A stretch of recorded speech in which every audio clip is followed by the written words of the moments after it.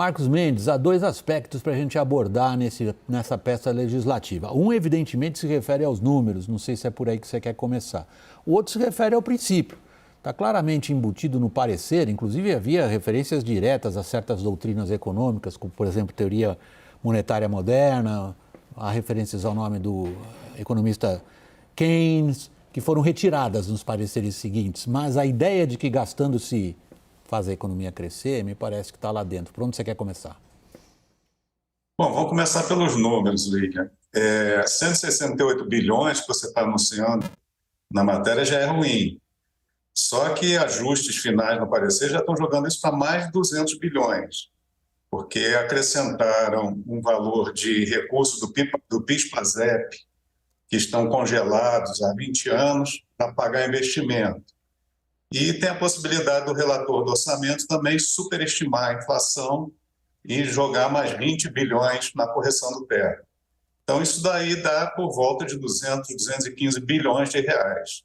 É um número muito grande, vai ser difícil estabilizar a dívida pública com um aumento de gasto como esse. E a gente já, no dia seguinte da PEC, eu acho que vai começar uma conversa sobre onde arrumar dinheiro para pagar isso. Deixa eu interromper você nesse ponto, conversa de CPMF, conversa de aumento de outros tipos de impostos. Marcos, deixa eu interromper você nesse ponto, porque é uma referência explícita no texto do relator à afirmação que você acabou de fazer. Ele diz o seguinte, que isso não altera de forma alguma a sustentabilidade da dívida pública. Como é que você responde? Não, isso não é correto. Qualquer um que faz conta na academia, no mercado, eu mesmo fiz as minhas contas, e a lição é basicamente a seguinte: se esse teto aumentasse até 90 bilhões de reais, dava para segurar a dívida pública sem ela disparar, mas com 200 bilhões de reais não dá. Mesmo que a economia surpreenda no crescimento, mesmo que a taxa de juros não suba muito, a tendência vai ser dessa dívida crescer muito fortemente. A expectativa é de que os juros subam no curto prazo, porque esse aumento de despesa vai impactar a inflação e o Banco Central vai reagir para não deixar a inflação subir. Então, os juros de curto prazo sobem. E o juro de longo prazo sobe, que é aquele juro cobrado pelo financiador da dívida pública. Todo mundo que investe em título público vai cobrar mais caro para financiar uma dívida mais arriscada.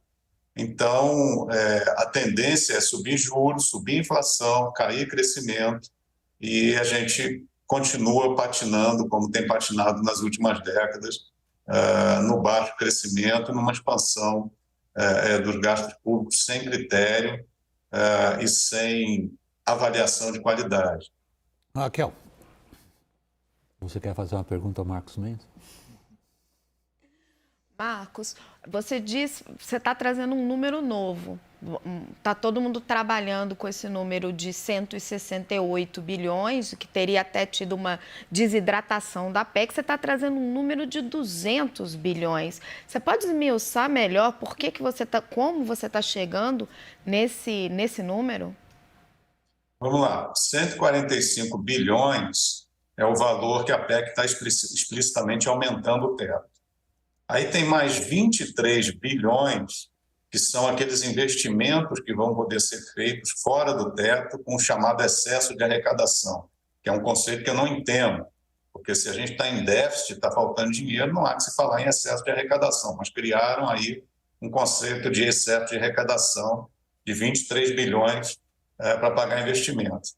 Tem outras despesas que estão fora do teto, foram colocadas fora do teto, financiamento de universidades, programa de preservação ambiental, Fundação Oswaldo Cruz, isso deve dar uns 2 bilhões. Aí nós chegamos a 170 bilhões. Tá? Foi incluído como emenda na última versão da PEC a possibilidade de pegar recursos do PIS/PASEP, que estão parados há mais de 20 anos, que as pessoas não reclamaram, não foram retirar, e reverter isso para o Tesouro e usar isso para financiar também investimentos. São mais 22 bilhões, 20 bilhões, 22 bilhões. E tem, por fim, a intenção já anunciada do relator do orçamento, isso para o segundo momento, quando for botar o orçamento, de corrigir o teto pela inflação de 7,2%, que foi o índice enviado pelo governo, pelo Poder Executivo ao Congresso. Só que a gente já sabe que a inflação não vai ficar em 7,2, vai ficar em 5,5 mais ou menos. Essa diferença de índice dá mais 23 bilhões. Somando tudo isso, a gente chega a 215 bilhões de reais. Então, por mais que se faça esforço para abaixar o limite acima do teto, o mundo político vai encontrando outros caminhos para expandir essa despesa. Então, a gente está indo para um equilíbrio político muito delicado, no sentido de pressionar muito fortemente a despesa. Se passar a PEC com essa redação, ano que vem, a despesa vai ser da ordem de 20,3% do PIB. Vai ser a maior despesa da história do governo federal, acima da despesa que foi verificada no ano em que se decretou o teto, e naquele ano se decretou o teto porque a despesa estava num nível insustentável, 19,9% do PIB. Depois a gente vai a 20,3% do PIB. A gente retoma um regime fiscal de crescimento muito forte da despesa. Não adianta falar que é por 1 ano, 2 anos, porque você está criando despesa obrigatória. Depois que você colocar isso dentro do orçamento, não tira mais. Haveria alguma âncora fiscal? Vamos supor que... Boa noite, Marcos, perdão.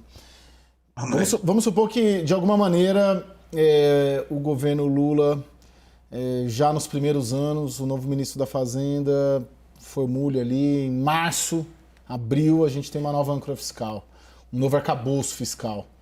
Seria possível, com esse texto e com uma eventual nova âncora fiscal no primeiro semestre aprovada, corrigir e quebrar esse valor desse impacto fiscal de alguma maneira? Caio, inclusive a PEC recomenda, determina que o Poder Executivo envie uma proposta para substituir o teto de gastos. E uma vez aprovada essa nova proposta, o atual teto de gastos seria revogado. Acontece o seguinte, que o regime fiscal de um país é muito mais do que uma regra fiscal. Um regime fiscal é determinado pelas forças políticas, pela organização partidária, pelo sistema eleitoral, pela forma como a justiça trata questões fiscais. A justiça no Brasil, de repente, decreta que não se pode ter um imposto na base de cálculo de outro imposto e derruba a arrecadação federal de um dia para outro.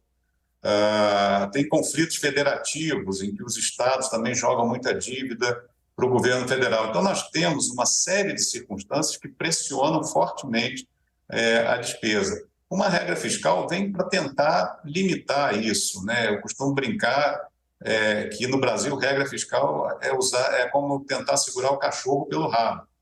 Tem uma série de fatores pressionando a despesa na área política, institucional, jurídica, e a regra fiscal fica tentando segurar o gasto. Então, com um ponto de partida tão ruim quanto esse, abrindo para que o Congresso pendure uma série de novos gastos no orçamento, vai ficar difícil você ter em seguida um regime fiscal que seja crível e que de uma hora para outra todo mundo vai obedecer. Foi dada uma largada por uma corrida para gastar mais. Eu lembro que está todo mundo colocando em nome do aumento do Auxílio Brasil, ou da preservação dos R$600 do Auxílio Brasil, mas isso custa 50 bilhões de reais. O aumento está indo na casa de 200 bilhões de reais. A gente já viu esse filme antes. Na PEC, chamada PEC Kamikaze, também se fez um aumento de despesa a título de atender os mais pobres, e lá dentro colocou um monte de coisa, inclusive benefício fiscal para o usineiro.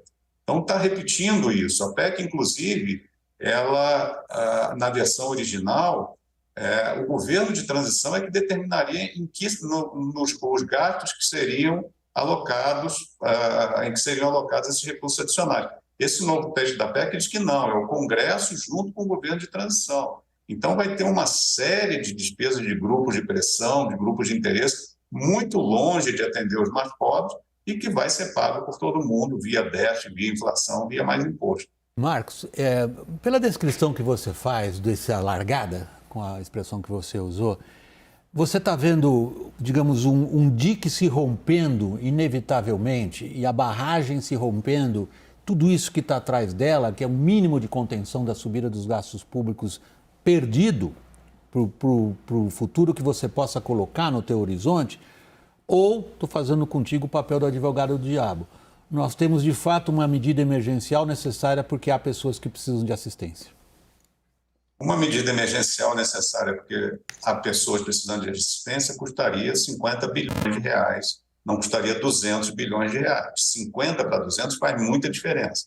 Aumentando a despesa em 50, 60, até 90 bilhões, você consegue segurar o crescimento da dívida pública. Com 200 bilhões de reais, fica muito difícil evitar que a dívida pública continue crescendo fortemente nos próximos 6, 7 anos. Então, você tem um problema quantitativo aí muito grande. Você está usando a ideia de atender os mais pobres para atender uma série de outros interesses que estão longe de ser urgentes e que estão longe de ser voltados para os mais pobres. Então, o que vai acontecer não vai se romper um dique imediato, porque você pode segurar pelo lado da tributação. Eu lembro que se, por exemplo, for revogada a redução de tributação sobre combustíveis, que foi feita recentemente pelo governo Bolsonaro, você recupera 50 bilhões de reais, a custo de aumentar o preço de combustível, você recupera. E aí vai começar uma corrida louca atrás de mais receita. Já se começou a falar de CPMF, vão começar a falar de aumento do CSLL, de aumento daquele IPI que foi reduzido. Então, a conversa vai ficar toda no curto prazo, tentando fechar o buraco. E aí quem vai sair perdendo é a reforma tributária, porque nesse contexto de você discutir aumento emergencial de receita para fechar o caixa, não vai ter espaço para discutir racionalização de impostos, reorganização federativa da tributação, até porque esse tipo de discussão requer um pouco de perda de carga tributária para você acomodar interesses, não ter resistência de alguns setores. E com essa corrida que vai ser necessária para fechar a conta via aumento de tributação, vai ficar muito prejudicada a discussão da reforma tributária.